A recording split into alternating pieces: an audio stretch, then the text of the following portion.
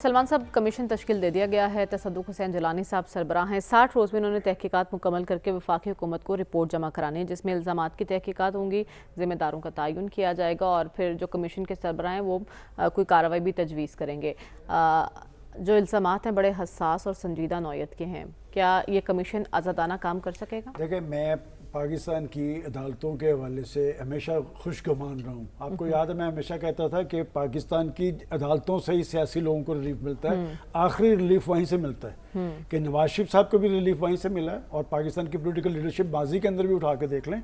इस वक्त सूरत हाल ये दुरुस्त है कि ये मामला बड़ा संजीदा है, मामला बड़ा हसास है, इसलिए कि जिन कोर्ट से लोग तवक्को करते हैं कि वहाँ से इंसाफ मिलेगा, ये जजेस ने मकतूब लिखा है और जो इल्ज़ामात की नोयत है वो बड़ी हसास है। मैंने कल भी ये बात कही थी कि पाकिस्तान के चीफ जस्टिस साहब के बारे में, मोहतरम चीफ जस्टिस साहब के बारे में मैं हमेशा ये कहता रहा कि उन्होंने फुल कोर्ट बना के बड़े फैसले किए हैं। ये मामला भी बड़ा संजीदा है। तो कल मैंने ये राय दी थी कि अगर मुनासिब यही था कि फुल कोर्ट बनता है, अलबत्ता अगर हुकूमत ने इनिशिएटिव लिया है। देखिए, तसद्दुक़ हुसैन जिलानी साहब बड़े क्रेडिबल जज हैं, उनकी शोहरत बहुत अच्छी है। आज जब तहरीक इंसाफ ने इस कमीशन को मुस्तरद किया है तो उन्होंने तसद्दुक़ हुसैन जिलानी साहब का नाम नहीं लिया, उन्होंने अपना कल वाला मौक़िफ़ ही दोहराया। और वैसे आप इस मुल्क में अलविया देखें, अब हालत यहाँ तक पहुँच गई है कि अगर हुकूमत ये कहना कि सूरज मशरक़ से निकलता है और इन पीटीआई वालों से पूछे कि क्या आप भी समझते हैं, तो वो आगे से ये कहेंगे कि जी इस हवाले से इस पर गौर फिक्र करेंगे। तो बात ये कि चूंकि हुकूमत ने एक इनिशिएटिव लिया है, मैं समझता हूँ कि तसद्दुक़ हुसैन जिलानी का इसका चेयरमैन बनना जो है एक नेक साइन है, इसलिए कि एक अदारे से वो रहे हैं, अदारे की कमिटमेंट, अदारे की साख का उन्हें बहुत ज्यादा ख्याल। ठीक है, लेकिन हमने देखा डॉक्टर साहब बड़े कमीशन बने और उनकी रिपोर्ट मंजर आम पर नहीं आए। इसकी रिपोर्ट आपको लगता है कि पब्लिक की जाएगी? देखिए, ये तो वक्त हमें बताएगा।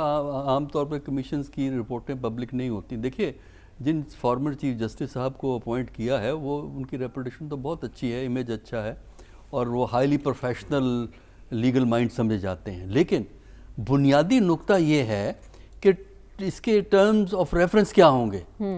देखिए, बात ये है कि उस ख़त में बड़ी स्पेसिफिक बातें की गई हैं। मेरे नज़दीक तो उस ख़त में इन्वेस्टिगेशन की ज़रूरत ही नहीं है, स्पेसिफिक बातें की गई हैं। तो सवाल ये है कि टर्म्स एंड कंडीशन का ताल्लुक उस ख़त के अंदर जो बात है उससे होगा या इस मामले को फैला दिया जाएगा। अच्छा। यानी कि ये इस मामले को फैला के इस तरह किया जाएगा कि ये भी गौर किया जाए कि अदलिया पे जो वक्तन फ़क्तन दबाव पड़ते रहे हैं, क्योंकि सारे माजी का कहानी डालनी है ना, तो अगर ये इसको टर्म्स और रेफरेंस को उन्होंने जनरलाइज कर दिया तो फिर ये कमीशन बेमाने होकर रह जाएगा।